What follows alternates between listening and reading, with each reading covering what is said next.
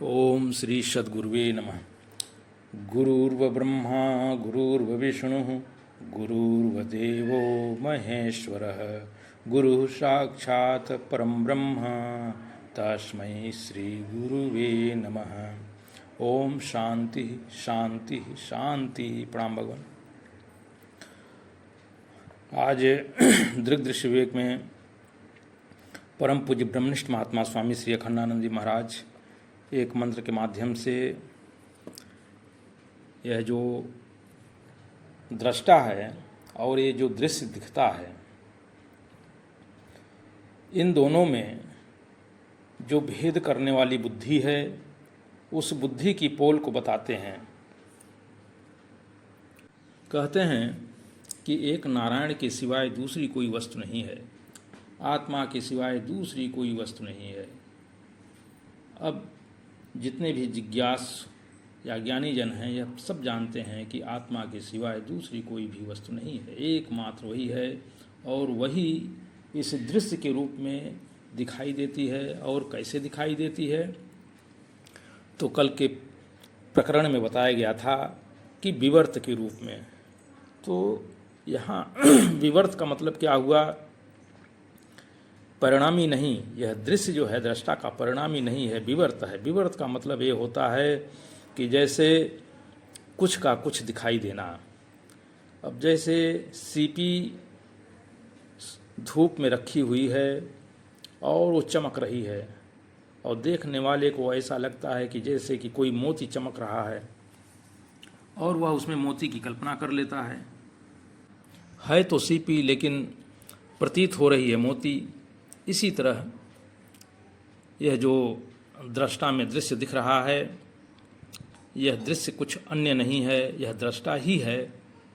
बस उसका जो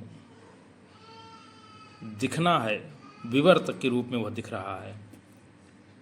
जैसे सागर में जो तरंगे हैं वो जल ही हैं, लेकिन चूंकि वह एक नाम रूप उपाधि में परिवर्तित होकर के लहर बन गई तो वह क्या सागर से अलग हो गई है? तो वह भी जल ही है।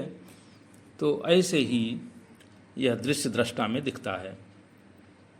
स्वामी जी जब कहते हैं कि जब विवेक करना प्रारंभ करते हैं और साधन के मार्ग में चलते हैं तो एक स्थान ऐसा आता है जहाँ जड़ता इतनी सूक्ष्म होती है कि वहाँ चेतन और जड़ का भेद नहीं मालूम पड़ता।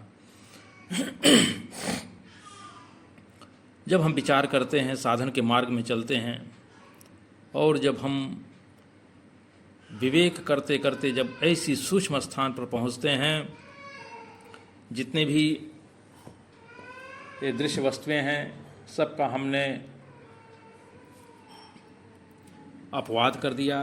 अपवाद करते करते एक स्थान ऐसा भी आता है जहाँ पर हमें जड़ और चेतन में भेद नहीं दिखाई पड़ता। तो जो जिज्ञास लोग हैं वो समझ सकते हैं कि वह ऐसी क्या चीज़ है। उस जड़ता की सूक्ष्म दशा से चेतन की जो तादात्म्यता है, दृश्य के साथ एक हो जाना। तादात्म्य माने दृश्य के साथ एक हो जाना अर्थात मृग मरीचिका के साथ एक हो जाना, अर्थात प्रतीत वस्तु के साथ एक हो जाना। जो हमें वस्तु प्रतीत हो रही है उसी के साथ अपने आप को मिला देना, उसके साथ तादात्म्य भाव स्थापित कर लेना। यह चित्त अपनी झूठी छाया में अवश्य होकर के छाया का घटना बढ़ना बदलना अपने ऊपर आरोपित कर लेता है। यह जो चित्त है, चेतन जो है, अपनी ही झूठी छाया में, यहाँ पर भगवान अंतःकरण की बात कर रहे हैं स्वामी जी कि अपने ही इस झूठी छाया में वह अवशिष्ट होकर के छाया का घटना बढ़ना बदलना अपने ऊपर आरोपित कर लेता है। तब बुद्धि में अपना भान होता है, अर्थात हम उस समय बुद्धिमान होकर बैठते हैं। और बुद्धिमान होना भी हमारी एक व्यवहारिक स्थिति है। यह जो बुद्धिमान लोग होते हैं कहते हैं कि मैं बहुत बुद्धिमान हूँ। तो किसी ने उड़िया बाबा जी महाराज से पूछा कि महाराज आप क्या हैं, आप ज्ञानी हैं? तो उड़िया बाबा जी बोले कि ना भैया हम ज्ञानी नहीं हैं। तो उसने फिर पूछा तो फिर आप कौन हैं? तो उन्होंने बताया कि हम तो ज्ञान स्वरूप हैं। अब देखो, उन्होंने आरोप कर दिया हमारे अंदर ज्ञानी और ज्ञान का भेद नहीं है। जब हम बुद्धिमान बनते हैं तो जैसे चश्मे को आँख पर लगा करके हम चश्मा वाला बनते हैं। चश्मा के द्वारा दिखता तो बहुत दूर दूर तक है, चश्मा की वजह से, दूरबीन की वजह से बहुत दूर दूर तक दिखता है। तो उसी तरह से यह बुद्धि भी एक चश्मा है। बुद्धि क्या है? बुद्धि मेहमान है। बुद्धि कभी रहती है, कभी नहीं रहती, और कभी तो बिल्कुल उल्टी हो जाती है।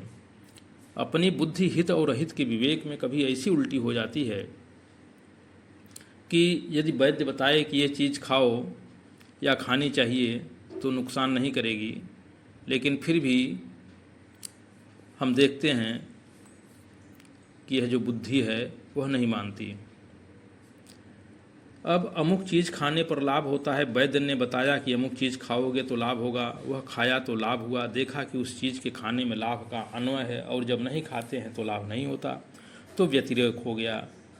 हित और अहित का विचार माने हित संबंधी जो वस्तु है और अहित संबंधी जो वस्तु है वह जानते हैं, अनुभव के साथ हम जानते हैं कि इसमें हित का अन्वय है और इसमें हित का व्यतिरेक है। यह खाने से भला होता है, यह खाने से भला नहीं होता। फिर भी बुद्धि कभी कभी धोखा खा जाती है। अगर बुद्धि अपनी होती तो ऐसा उल्टा काम न करती। यह तो बिल्कुल वेश्या का काम है कि अपने से प्रेम करने वाले को ऐसी सलाह दे दे कि उसका नुकसान हो जाए, उसकी हानि हो जाए, यह जानते हुए भी कि इसमें अनर्थ का अन्वय है और अर्थ का व्यतिरेक है, तो कभी कभी उस कर्म में हमें प्रवृत्त कर देती है। अब देखो, जब हम सो जाते हैं तब बुद्धि हमारा भला करती है कि नहीं करती? तब नहीं करती, वह हमारे भले का ख्याल छोड़ करके सो जाती है। यह कोई भली स्त्री का काम है कि अपने पति की भलाई का ख्याल छोड़कर तान दुपट्टा सो जाए? सपने में ऐसा उल्टा दिखाती है, कभी शेर खड़ा कर देती है, तो कभी सांप खड़ा कर देती है, कभी मौत खड़ा कर देती है, कभी दुश्मन खड़ा कर देती है। होता कुछ नहीं, केवल डरवाती है। यह भी अपनी बुद्धि का काम नहीं है। तो स्वामी जी कह रहे हैं कि इसी तरह जागृत में यह बुद्धि कभी दोस्त दुश्मन बना करके बड़ी तकलीफ देती है। समझने की बात है भगवान। इसी तरह जागृत अवस्था में जो हमें जागृत दिख रहा है और इसमें जो है बुद्धि है अपनी, यह कभी दोस्त और दुश्मन बना करके बड़ी तकलीफ देती है। और बुद्धि के साथ हमारा जो संबंध है यह भी विचारणीय है कि हम तो बने रहते हैं, और बुद्धि कभी सो जाती है, कभी जागती है, कभी आती है, कभी जाती है, और कभी उल्टी हो जाती है।